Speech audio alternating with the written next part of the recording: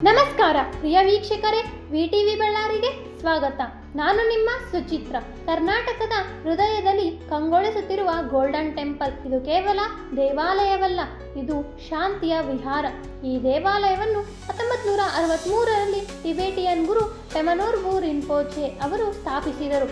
ಅವರು ಚೀನಾದ ಆಕ್ರಮಣದ ನಂತರ ಭಾರತಕ್ಕೆ ಬಂದು ಬಯಲುಕೊಂಪೆಯಲ್ಲಿ ಟಿಬೆಟಿಯನ್ ನಿರ್ವಾಸಿತರಿಗೆ ಈ ಧಾರ್ಮಿಕ ಕೇಂದ್ರವನ್ನು ನಿರ್ಮಿಸಿದರು.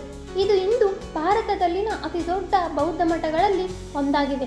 ಈ ದೇವಾಲಯದ ಶಿಲ್ಪಕಲೆ, ಬಣ್ಣಗಳು ಮತ್ತು ತಂತ್ರಶೈಲಿ ನೋಡುವವರನ್ನು ಮೂಡಿಗೆಳೆದುಕೊಳ್ಳುತ್ತದೆ. ಹೊಳಪಿನ ಚಿನ್ನದ ಪುಟದೊಂದಿಗೆ ಮಾಡಿರುವ ಬೃಹತ್ ಬುದ್ಧನ ಪ್ರತಿಮೆ ಅದು ಗಮನಕ್ಕೆ ಅರ್ಹ.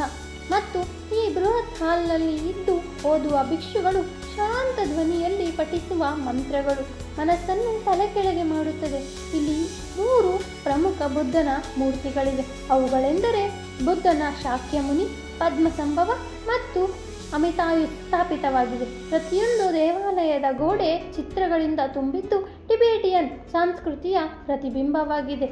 ಇದು ಧ್ಯಾನ, ಪ್ರಾರ್ಥನೆ ಮತ್ತು ಆತ್ಮ ಪರಿಶುದ್ಧತೆಯ ತಾಣವಾಗಿದೆ.